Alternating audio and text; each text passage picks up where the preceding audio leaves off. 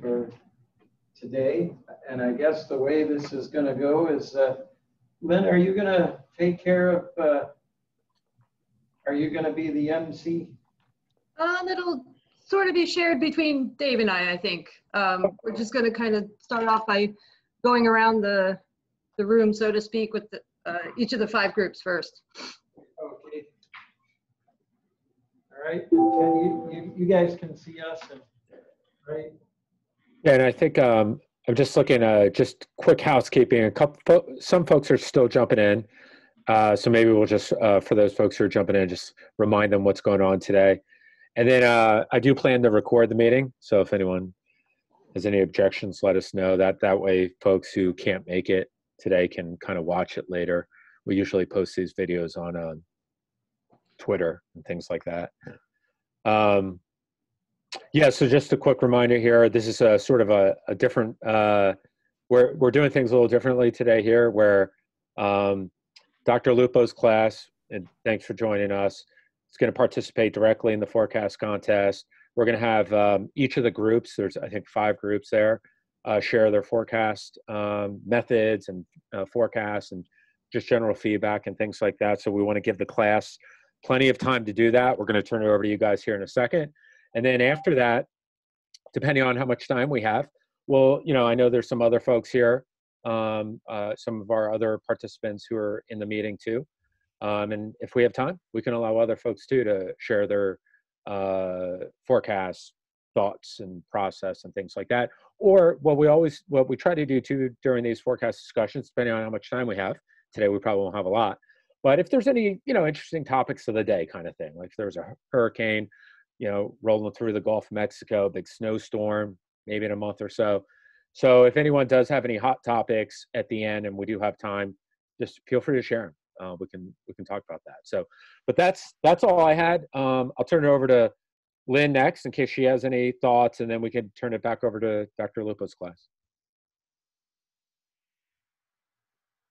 Okay, thanks. I think the only thing I want to add, just because I see a few people on here that haven't been or don't know the history or the background of what we've been doing with Dr. Lupo's long-range forecasting class from Missouri, is we've just set up a little project for the class running the length of the semester, where they have 15 students in the class, 5 teams of 3 or 4 each or so, that will participate in the contest every week, develop a strategy, and then they're reporting back to us. This is the first of 3 meetings that will have them as the focus of our forecast contest discussion.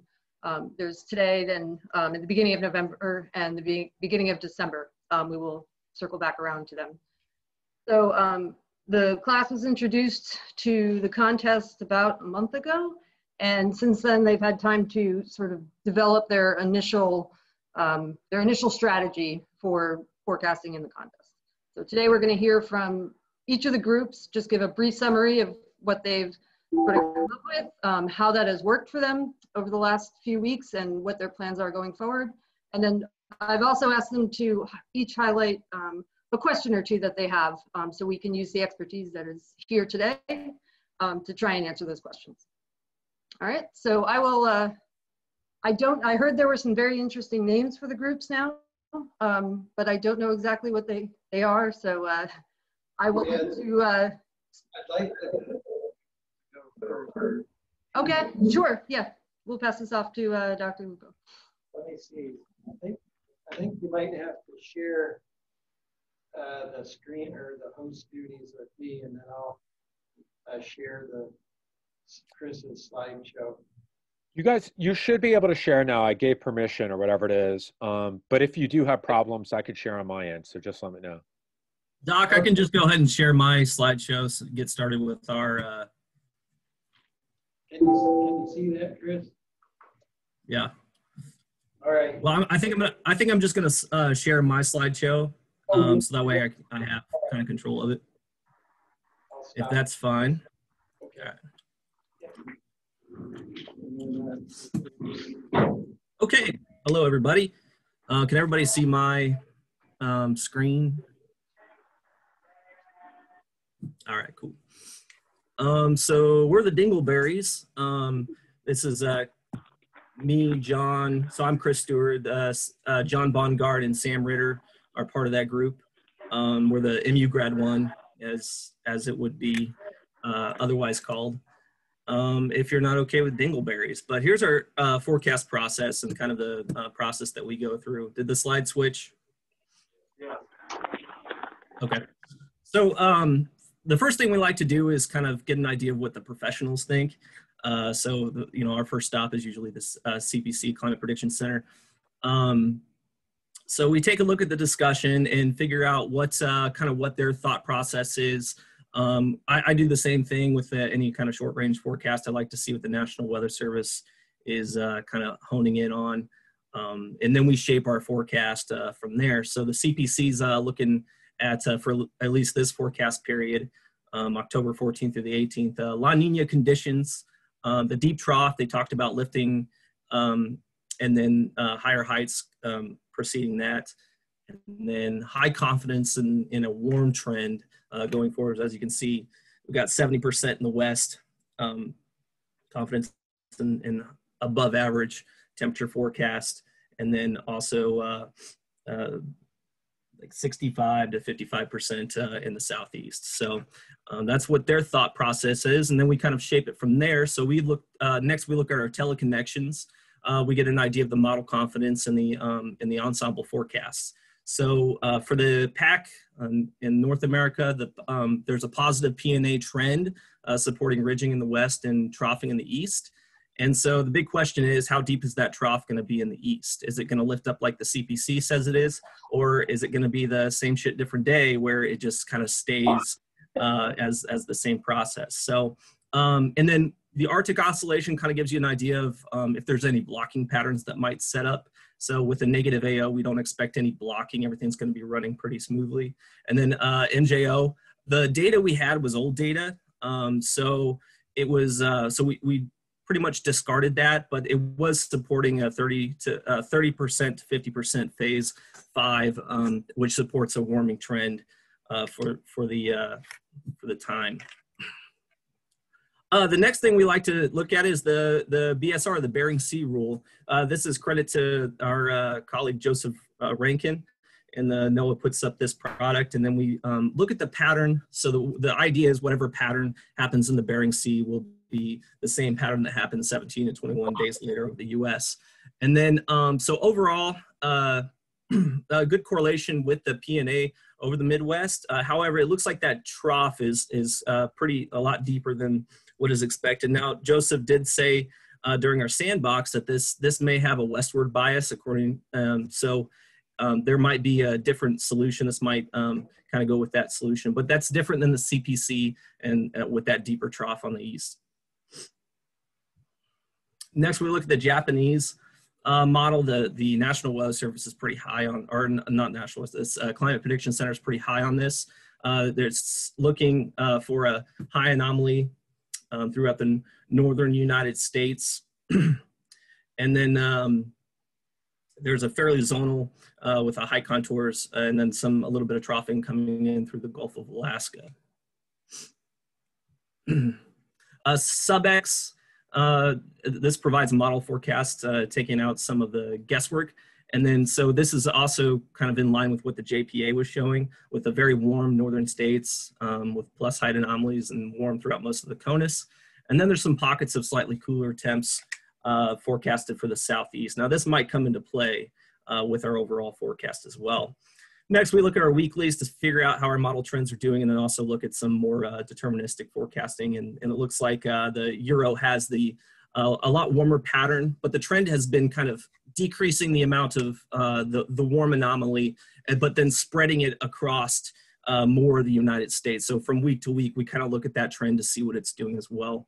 And the CFS shows pretty much the same pattern with that. So I kind of wanted to talk a little bit about this, and I have some questions about that, about the verification process. I did a little bit of digging into to see how, because even though we have a warm anomaly in the northern states, I wanted to see, even with the warmest years, does that get incorporated into the whole the big picture for the CONUS. So the temp means for the northern United States is the warmest year at 21.6, which was scorching. Even all the northern states were below the 65-degree trend. So even with that warm anomaly to the north, it might not even get, and that's the question I had was, does those states still get incorporated into the overall picture for the CONUS? And so if not, I mean, that gives us a big weight to the southeast where it's going to be, where we do still have cooling degree days. So in this transition season, how does that get factored in? Do we still consider the whole United States, and then do we weight that towards the south, towards the southeast? So, and then our last thing that we looked at too was the analog. So what we wanted to see was, since we are in that La Nina or cooler ocean temps, how does this correlate with some of the things in the past? And what we found was with La Nina, we have 3 years that are kind of El Nino to pre-La Nina. We have a neutral to pre-La Nina and another El Nino to pre-La Nina, so cooling ocean temps. And we found that correlate with 12.1 degrees on the 2017. 2007 had a 13.7, and then 2014 is a 10.4. So this is overall warmer than what's the means. We can go back to over here. So the 30-year average and the 10-year average shows that La Nina trend to be a lot warmer years than than we would otherwise have on the average. So that was a big part of our confidence, or building our confidence in what our spread would be. So going back to what we forecasted, so cooling degree days, we had a mean of 12 and a spread of 3. We did 40% with that INSO analog. That weighed heavily on what our final decision was and what to actually put as our forecast. And then the CPC is always up, as well as the sub-X Euros, JMA. BSR played a little bit of a role because we didn't have a lot of confidence in how deep that trough was going to go or where that trough was going to set up. So then, so this, I wanted to kind of touch on where I thought we could bust, because it's always kind of you know, when you're thinking about your forecast, like how could your forecast go wrong I think it's an important way to help identify, make a good forecast. So we thought maybe if the trough was a little deeper in the east than anticipated, as the BSR suggests, then that could bust our forecast with cooler temperatures. And then the northern states, mean staying below the CDD thresholds, even with the warming trend, could make for, and then that cooling to the southeast, if we're weighting it really heavy to the southeast and it's slightly cooler there, as some of the models suggest, then that could be way heavy on the forecast as well. So with that being said, that's all I got, and hopefully some of you guys are, you know, Dave, you can answer some of those verification questions that I had.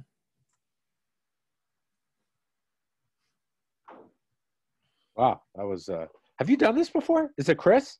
Oh, Chris, this is my first time. Yeah. It's your first rodeo? Oh boy. Yeah. Jeez, man, that's great. Yeah, Lynn, how do we? I know you had a couple questions, but I know we're also watching the clock. Lynn, what were you thinking here? Do we want to go? Yeah, no, this is great though. Do we want to go through kind of each group first and then kind of go to Q&A, or what do you think?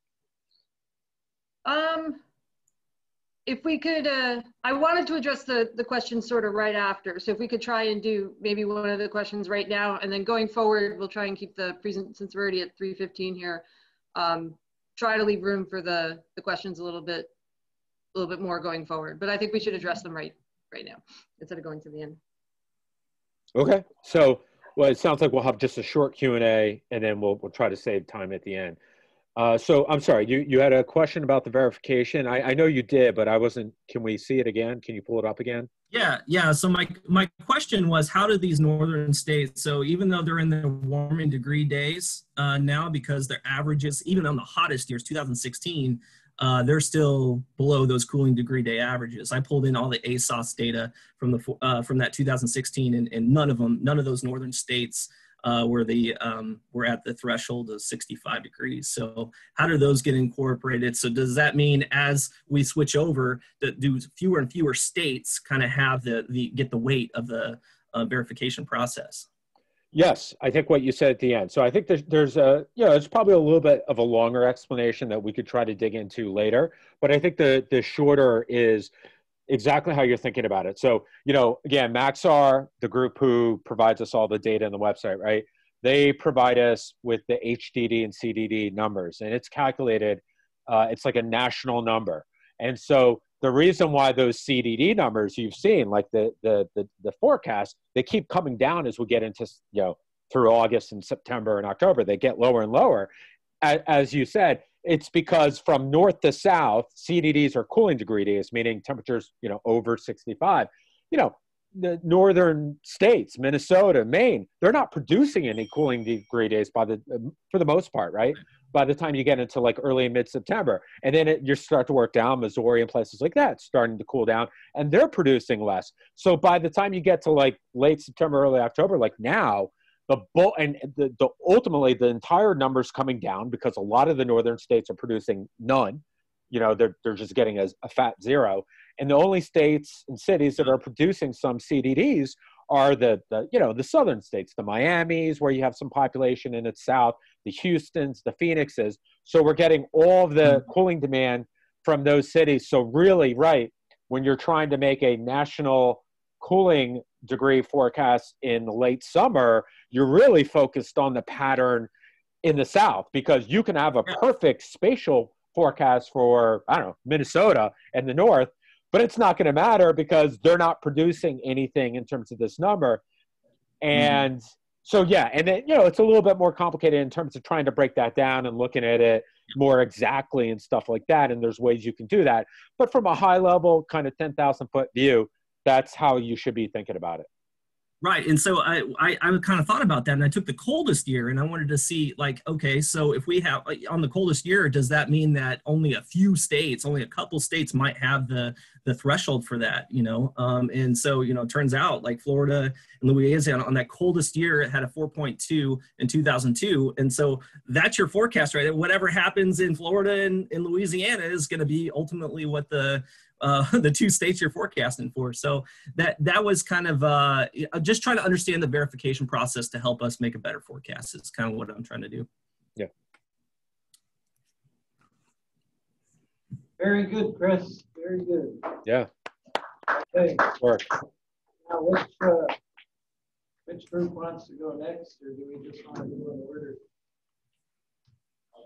Are you number one? Number three. Do you have a slide? No, we didn't. Okay. Come on to the front. We can go all out.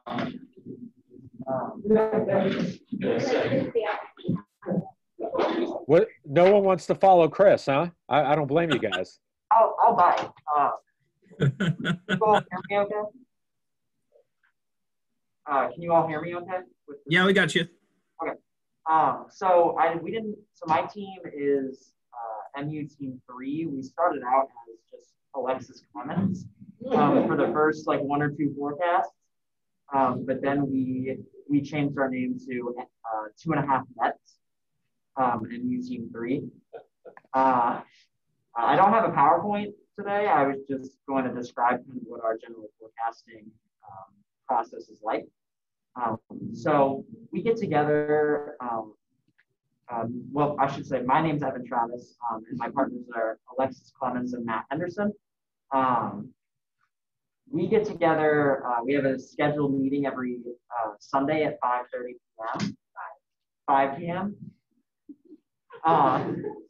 And we basically get together every Sunday evening at 5, and we kind of start out with looking at the CPC analogs that one of Dr. Lupo's colleagues, Joe Rankin, compiles in a Google Drive every week. So we kind of look at those, look at the projected height anomalies, and I think everything that's included in there is height anomalies for weeks like 3 through 4, as well as K-index anomalies and 2-meter temperature anomalies. So we kind of look at those at the beginning, specifically with more emphasis on the 500 millibar height anomalies to get a decent idea of what our pattern configuration is going to be like going forward. Like our trough, maybe our like projected trough ridge patterns and whatnot. And then we can kind of turn our attention to some of the products that Maxar provides, specifically like the GFS and the Euro weeklies, for weeks 3 through 4, with 500 millibar heights, 2 meter temperature anomalies, whatnot. And again, that's a lot of that is just getting pattern recognition and what we think the overall setup is going to feel like for those weeks going forward. And then we also kind of like after we kind of get an idea of the pattern, we look at our teleconnections to be like, do our teleconnections back us up or back these projections up? And this is all 3 of us. This is our first time really diving into long range forecasting. So we don't have a great idea yet of how the individual teleconnections will affect the weather in North America. I mean, that's something we're hoping to learn going forward. But we have a pretty decent idea of like how the NAO and the AO kind of affect, and then ENSO affect North America's weather. So those are kind of the main teleconnections we've been looking at so far, and kind of see if those line up with what the pattern setup has shown us from looking at the analogs and the weeklies. And then we kind of get our number base very heavily off of Dave's forecast notes. They've been really helpful going forward of kind of like establishing that baseline to go off of. And if we think it's going to be a little bit cooler than average, we'll go a little bit cooler than the 10-year or the 30-year average, depending on the forecast. And unless Alexis or Matt have anything to add in, that's kind of like been our general process so far.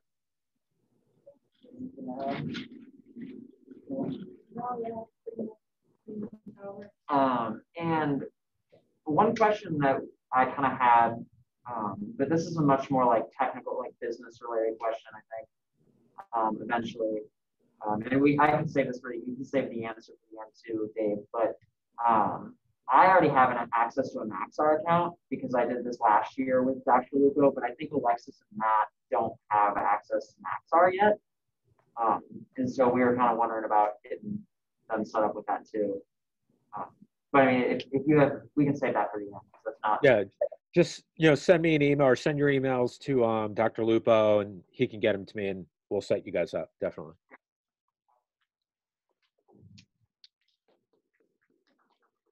Okay, what you doing this night?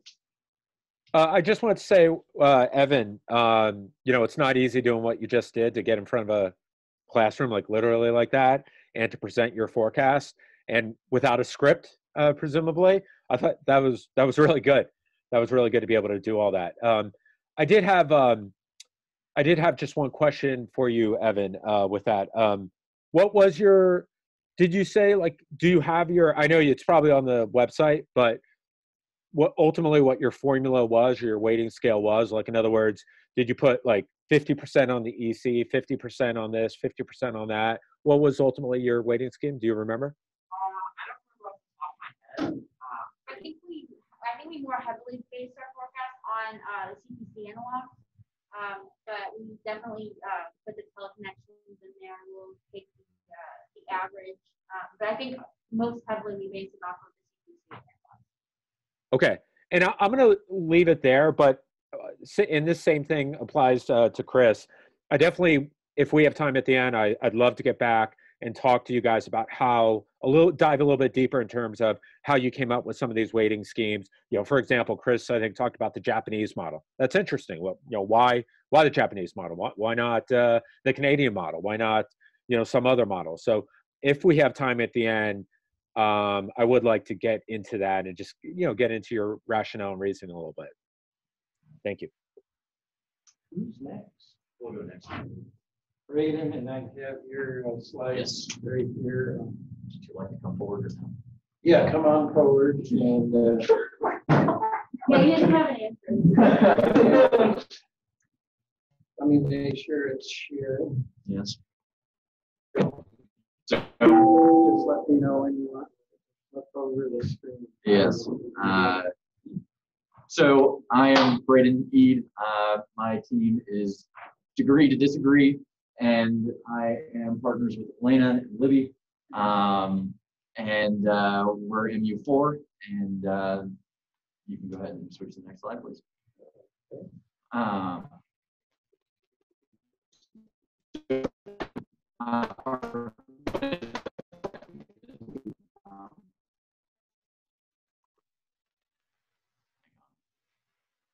All right. So our forecast for this week was 10.2 with a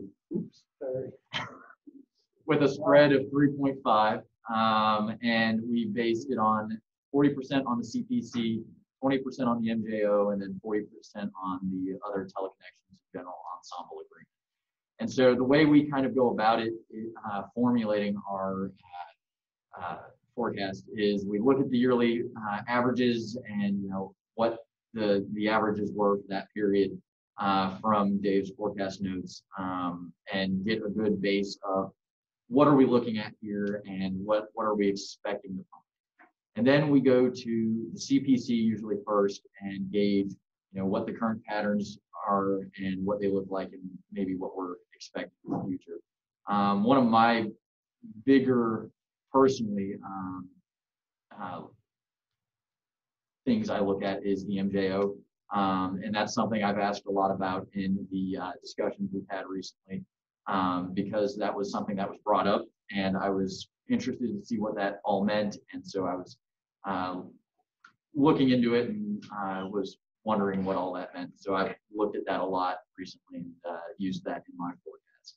And so I use the teleconnections and the MJO to corroborate what the CPC finds. And then I look at other teleconnections and then the MaxR data that I have access to, but I don't have. No, I don't. Yeah, I don't think they do either. Have that access and look at what that says. And then I look at everyone else's forecasts to see, what everybody else is saying. Just kind of use a, am I in the right ballpark thing.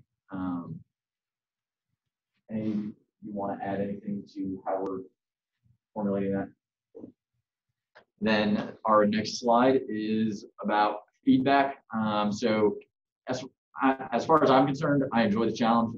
It's definitely learning, and I'm learning a lot about it. The thing I least enjoyed was just being thrown right in the deep end about, long range forecasting. I had no idea what to do when I started this, and I was just throwing a number at the wall, hoping it stuck. And so, and then the other thing is not knowing quite what everyone is talking about during presentations, and acronyms are thrown out and all this stuff, and it sometimes just goes over my head because I just have no idea what's going on. And so then, but that's just kind of a thing, and I've definitely learned a lot. So some other feedback I had was there's definitely a lot of information out there, but sometimes it's presented in a very chaotic or not very organized fashion. I have trouble trying to sort through what's going on in that. So part of it is we don't know what we don't know, and then the new terms and concepts and stuff like that comes very fast without a lot of explanation behind it. Anything else? That's all we've got. Got any questions?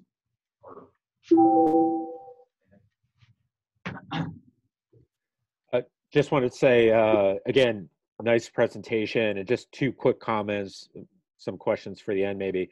But one, you mentioned the thing about, hey, this is real challenging. I don't know much about it, and I have to try to make a forecast.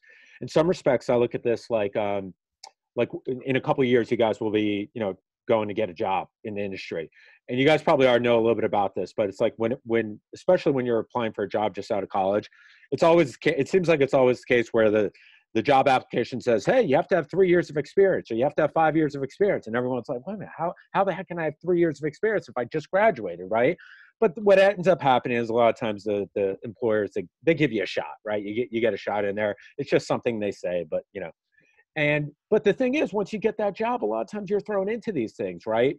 And you're doing things that you've never done before. So in some respects, I think this is a little bit like that. It's going to be like that challenge when you get your first job, and they're going to ask you to do some things that you've never done before, but you're just going to try to figure it out, right, on the fly. And the other thing I just wanted to mention, this is more back to forecast methodology, I guess. I've heard a couple instances of folks looking at the CPC, and I have no problem looking at the CPC. One of the folks I think who's on this call uses CPC a lot and has one of the best skill metrics. But what I want to say is, remember too, if you're in if you're working for an employer and you're telling them your forecast methodology, you want to know what's behind that, right? So if you tell an employer, hey, today my forecast methodology is 50% EC and EC model and 50% CPC, a lot of times I would say a sharp end user or trader, whoever it is, they're going to say, well, why are you using the CPC? What's behind the CPC? What goes into the CPC? So as you go through this, as you go through the forecast competition, and I would encourage you, if you haven't already done this, the CPC, they also have a very nice discussion that's associated with their forecast. Read through those discussions, see what's in there, because a lot of times they do provide a lot of awesome information. They'll say, like, today's forecast was based on 30% CFS and 60% EC and 10% 10-year climatology, and they'll give some rationale why. They even have, in some cases, I think, some performance metrics. So that can be really helpful for you in sort of understanding, of course, what goes into it, and ultimately how much you want to weight it, and also so that if you're sort of double counting, right? I mean, if CPC comes back and says we're weighting our forecast 100% EC, then and ultimately you don't want to come back and say, well, I'm weighting 50% CFS or 50% CPC and 50% ECMWF, because they're really the same thing, right? So you want to know what goes into that CPC forecast so that it can help you with your decision process. Can I just add something as well? You done, Dave? Yeah, I'm done. Okay. I just wanted to add to that. I'll reinforce some of that, and the thoughts that Dave just expressed did come into my mind as you were giving this feedback. First of all, thanks for pointing this out as directly asked. This is really helpful for us. And I just wanted to say, the thought of that Dave brought up of when you're going to go into a job, you're going to be sort of thrown into things. That is entirely true, but that doesn't mean that doesn't mean you can't reach out and ask for help. So if you're totally lost and don't know which direction you're going, not sure what that was. It's perfectly acceptable, and Dave and I are here in addition to your professor to help you out with that. So feel free to reach out if you do feel utterly confused, and that is very unenjoyable. I would agree on that. And then one other way to find out for that information being kind of chaotic, trying to get that information that Dave is telling you to input, why the CPC or why this or why that. Lots of times that information just isn't really available or spelled out exactly online, right? So my one suggestion is, if possible, if anybody on your team can make it to some of the intermittent forecast contest discussions and log on to that, and when you hear somebody giving their forecast or somebody that's more already in industry working on this, bring those questions up, ask those questions, say, when you give your methodology, why did you do that? And that will kind of get you everybody's, opinion on why they did that, but you can start to learn that information. Okay. All right. We got how many more teams? 2 more to go. Who's next? Go ahead. I think Adam just said he shared it with you through the slides. He shared it on Google Slides. I think so. Boy. Yeah.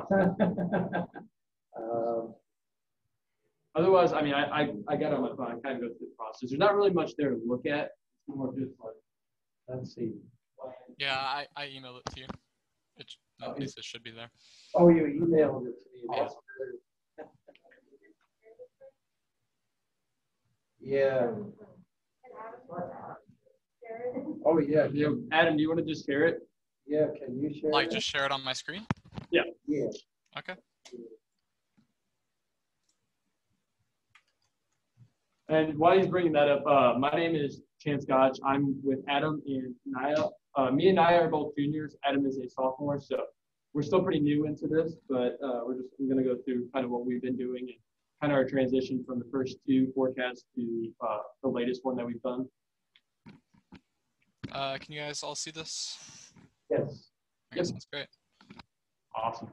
So the number one thing that we really consult with, the first two forecasts that we did was the CPC, and we really heavily relied on that discussion, because we're so new in this forecast period and we're still early on in the class. So, we're just now getting to feel it out and feel out the model. So first two forecasts we did really were heavily relied on the CPDC discussion for the week 3 to 4 outlooks.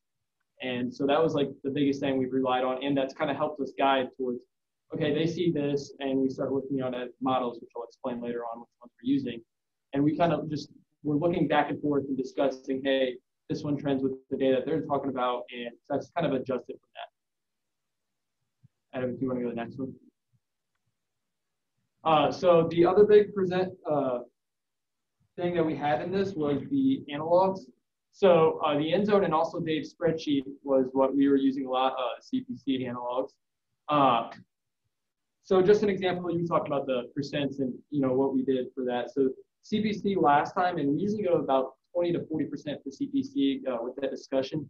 And then we'll go anywhere from another 20 to 40% with that analog forecasting using like the ENZO or CPC or what Dave's spreadsheet was. Go ahead. There you go. The last thing we usually end up on, well, kind of going back and forth, like I said, with the CPC discussion, is the model forecasting. One thing that we just started doing was the NAEFS. We kind of use a persistence method whenever we're going through that for the shorter range. We look out the 1 to 2 weeks, see how that's going. And then sometimes if we agree with it or if it's agreeing with what CPC is saying for 3 to 4 weeks, we'll use persistence and kind of move that out. It just has another verification for that. Longer range, these are a couple of other models we use as listed, and then we'll go to teleconnection. Like this forecast period, CPC is talking a lot about the La Nina effect and heating of that. But usually, like I said, an example of what we've been doing was NAEF, we don't put too much into our forecast with because we know that's only 1 to 2 weeks, so it's not going to cover the area. But if it's reading what the CPC says, we'll put about 10% into that for forecast percent. But yep, so that's about what we do for that.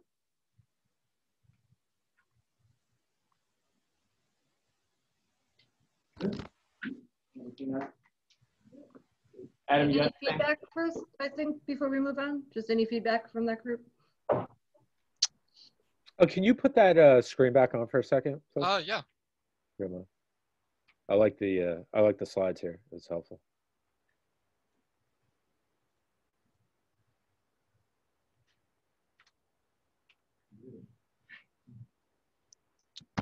Anything in particular you want to see? Can you just say one more time how you weighted La Nina? What was that again into your forecast process? I think we had so La Nina, we'd probably go with.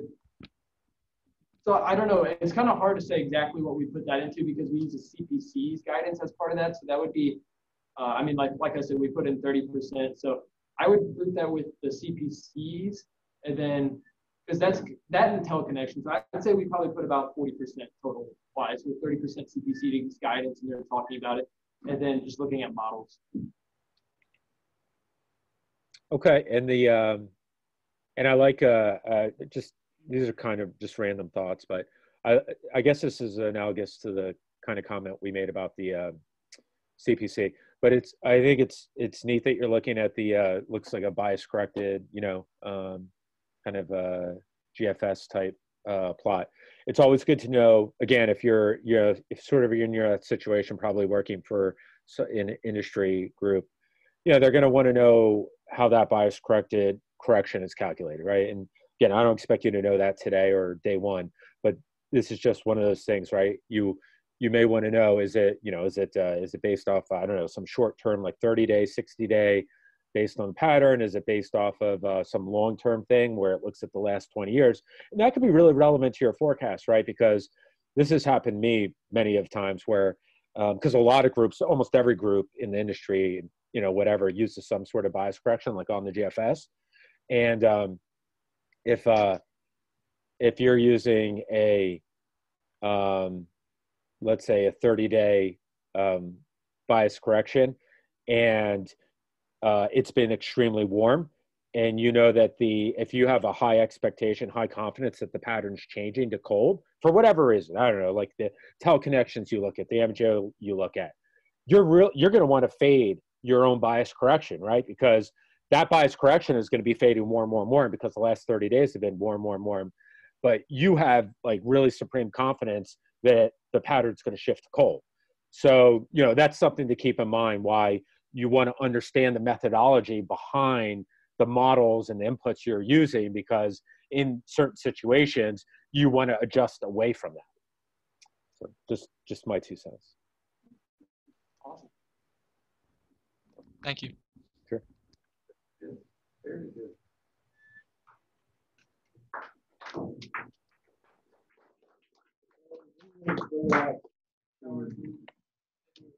Everyone.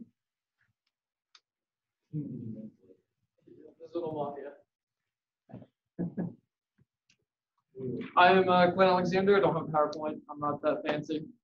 Be representing NU Team 1 today. We got Abigail over there.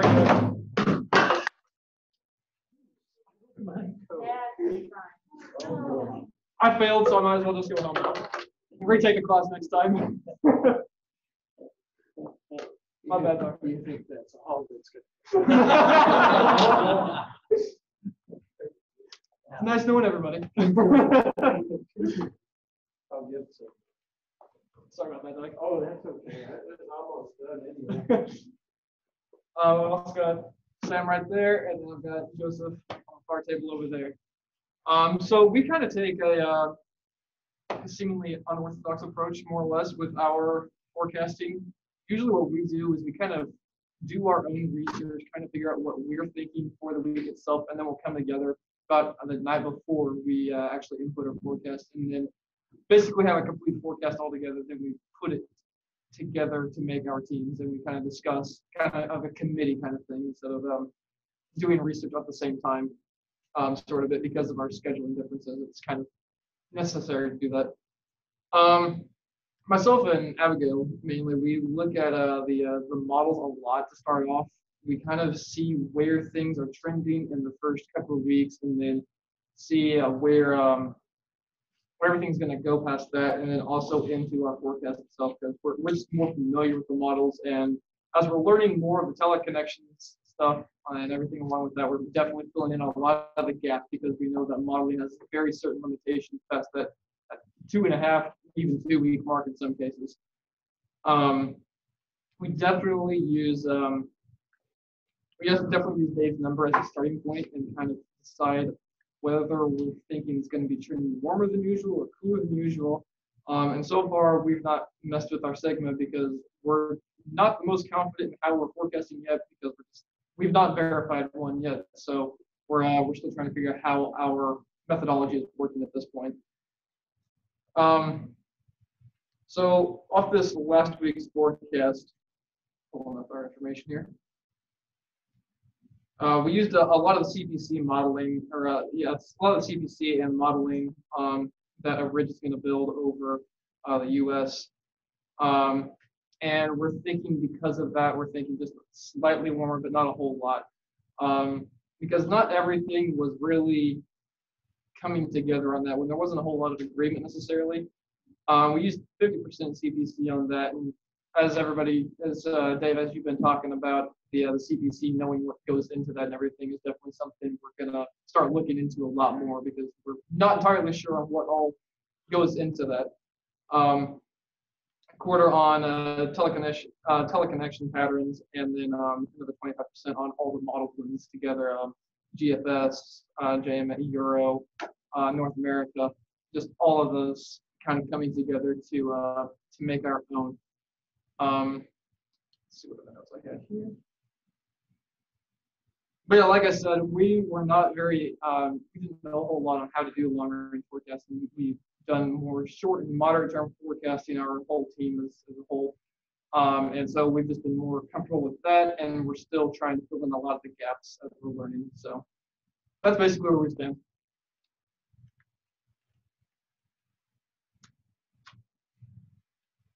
Hey, my guy. All right. I do have to say, I like the strategy that the graduate team is using, and we're going to have to adopt. We're definitely look more of the population areas. It's not just about the temperatures itself, but the measure of energy usage. We're definitely going to start taking a closer look at the areas that these anomalies are observed in. Like they said, the largest anomaly is going to be over the Intermountain West, with a much smaller, lower population density, so ultimately less impact on the number we use.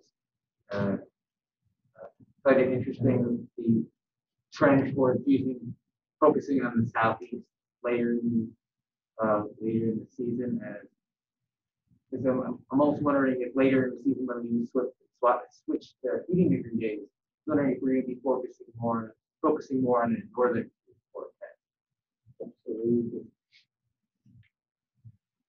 Definitely, yeah, moving our center location. Going forward, we can have we like other teams so we can centralize our forecast, because a lot of our forecasting now is that, like Clint mentioned, we bring our own forecast. We kind of have that check before we submit a forecast. But yeah, and we have yet to see how well it's working for us. So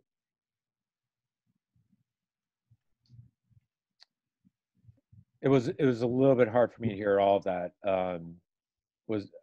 But I think it was about how the HDDs are up north, or things will switch as we get into the. right, how the center of location will start shifting as the season goes on. I was wondering if, since right now we're getting later in the season and more in the cooling degree days are going to be more heavily weighted towards the south and southeast. I'm wondering if as we get deeper into winter, closer to winter, colder months, if we're going to focus on the northern. Yeah, no, that's a great question. And yeah, in fact, that's going to happen next week, because we're switching over the forecast contest. This is a good reminder too, good housekeeping note. We're switching over to HDDs, gas-weighted HDDs next week. And so for next week's forecast, for the Tuesday forecast. So, Zach sends out the forecast contest email, that MailChimp email that you guys get. And the updated information with the spreadsheet and all that, you're going to notice it's going to switch to HDDs. So heating degree days. So we're going to provide all that data to you, but still, like from when you're thinking about the pattern, you're right that it's going to switch now, and that, it's going to be now the Minneapolises and the Chicagos and the Bostons that are going to drive the majority of the HDDs for the first few weeks, at least until you get into late November and December. And then the Atlantas and Dallases and Houston will contribute as their normals come down too. But so if you have a way to think about it is, you could have high confidence next week in the forecast, the spatial forecast for the South. But if you have low confidence in the North, you're probably going to have a low confidence forecast, and vice versa, right? Because it's those northern cities that's really going to be driving the heating demand, for the next few weeks. Yeah. Maybe that's a very helpful resource we can lean on. Email sent out by Joe Rankin, which is basically just a big combination of forecasting resources that he's collected, and a link to your spreadsheet. So that's personally where I start my forecast, and I imagine everyone, the rest of our team is using that as a resource as well, because it seems like a good place to start. And while last week when I'm making my forecast, I started with the CPC. I got some good advice from some of the other people in this class that we should be focusing, using more the CPC as a more as a verification, more make our forecast first and then use the CPC as a verification. So it's not to lean up, so it's not to use the professionals of the crunch. Yeah, I think that's a question that I feel like has been debated for a long time since I got started in things. And I don't know if there's a perfect answer to that, but I definitely do think that having you want your independent thought, that's for sure. But you can go too far, and I know there have been folks in our industry where I've come from that they don't want to look at other forecasts, and I think that's certainly a mistake. In my opinion, that's arrogance. You don't want to be blind, and in particular, like if you're forecasting, like if you're working for some company and stuff, and your client asks you and says, "Hey, well, what do you think about?" There's some forecasts out there that are different than you. You don't want to be caught off by surprise by that. Like, let's say you have a warm November forecast and the rest of the market, all these other groups have a cold forecast, right? You don't want to be ignorant to that, right? You want to be aware of that so that you can investigate why they are different. You may still come to the same conclusion. You may say, I think they're wrong, but at least then you know why. You've documented why, so that when your client or whoever you're providing, communicating the forecast to, when he asks you or she asks you that question, you could answer in a logical way that gives them confidence. If you come and say, "Oh, I haven't even looked at them," that's not going to give them confidence. They're going to think, "Wow, this guy's either arrogant or he's not doing his job. He's not looking." So I guess I gave you sort of an industry response to your question. I do think it's fine to I absolutely think it's good to do an independent analysis. It's also, I think, very important to look at independent forecasts and ultimately combine that in your final sort of forecast. Awesome, thank you.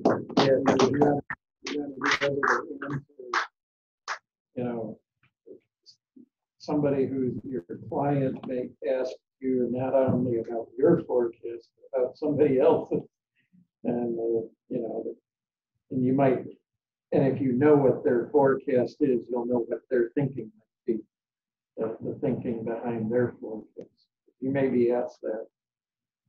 Yeah, I was definitely gonna say I always come up with my number first and then a spreadsheet and then I'm a little bit different. I mean, it's long range forecasting and finding your spreadsheet is very helpful. It's a very helpful place to start to look what kind of numbers we should be, what kind of numbers we should be forecasting. So like the CPC, both forecast notes. The forecast note is also a good baseline to compare to. Good. And you see, it's humbling, right? Like, I hear a lot of folks, and I appreciate that, saying, "Hey, we're using Dave's notes." Apparently, you guys haven't seen Dave's forecast skill, because no, you wouldn't be using no. But no, it is. I mean, it really is. It's humbling, right? Like, and that's why I'm glad we also have a number of industry participants in there. Matt Rogers, myself, and we have obviously some professors and academic folks. And you see that, there's a wide range of skill, and it's not, even if you've been doing this for 10, 15, 20 years, it doesn't guarantee that you're going to be at the top. And I think that's a pretty cool thing about this. There's a lot to learn about subseasonal forecasting still. All right. Any other questions for David or Lynn? Well, let's take the time to thank them for spending an hour with us. Okay. Hey, Doc, real quick, I do have one question for Dave and Lynn. Hey, Dave, is there a way that we could get the raw numbers of the European weeklies, WDDs, like on Monday and Thursday, so that like when we see the Thursday, instead of just seeing a whole bunch of red or whatnot, we'll be able to actually see the raw number? So we do we do provide the raw number right on Monday, right? But you're saying on Thursday also? Is that on my Mondays? All right, this is my process. What I do is I look at Thursdays, Mm-hmm. and then I look in, obviously it's not the 16 to 20, it's the 21 through 25. And so I look at the trend then on the very next forecast, which is Monday. And, even though it looks like, say, it looks cooler than the Thursday's run, but I can't, I can't pull a number. So that's where I kind of run into issues within myself going, okay, well, I don't know where to grab a number from if I don't see any raw numbers. And just so I'm clear, like in terms of numbers, Joe, can you see my screen? Yeah. Okay, so you're looking at like this number for Thursday, like this 21.9? Yeah, but it doesn't come out on the website, on the forecast site until Tuesday morning. Right. Okay, I just wanted to make sure. So here's one way you can get it, because you guys all have access to this.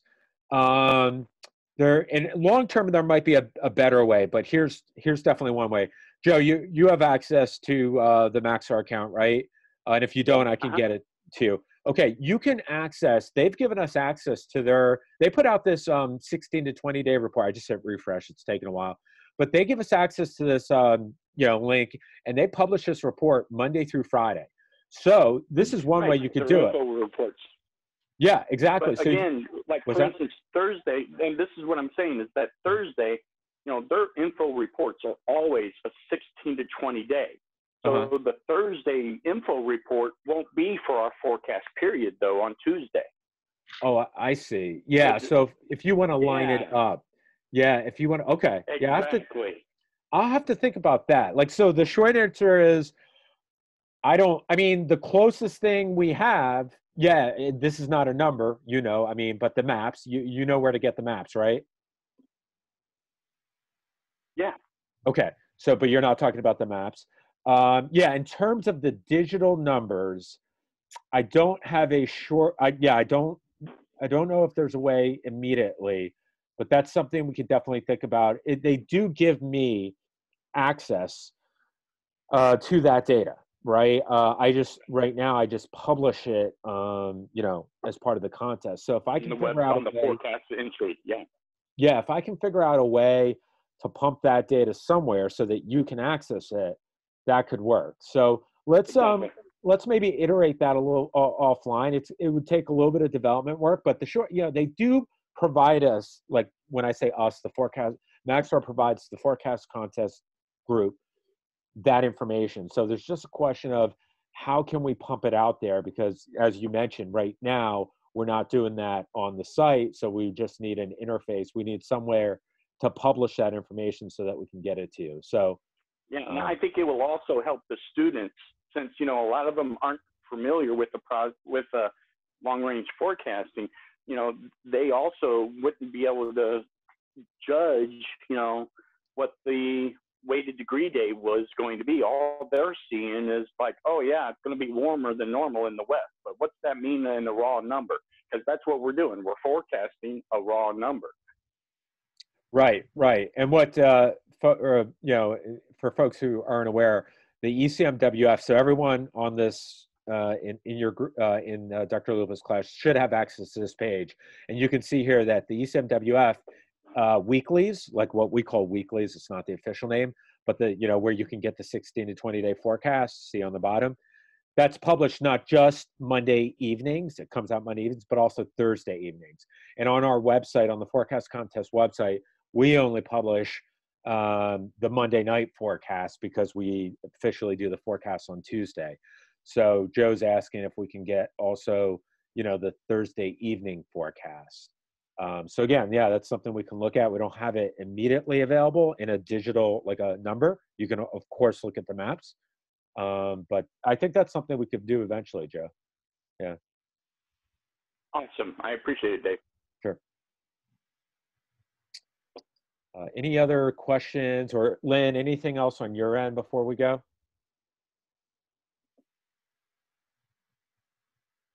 No, only that I'll offer to pop back into class in the next week or two if everybody would like that to address some of these further questions and help understand some of the fundamentals that we should probably go over that would help people out. Okay, sounds good. Okay, I think the class had to go. So Yeah. there's That we're sitting here and have to leave.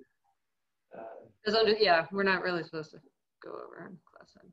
So that's all. I'll leave it at that. Unless All right. Thank you. This was helpful. I think they enjoyed it. Great. all right, great. Thanks. Thanks, Thanks, guys. Dave. Thanks, Lynn. Appreciate it. Yeah. Have a Good great weekend, guys. Bye. Thanks. Bye. See you later, Dr. Chris.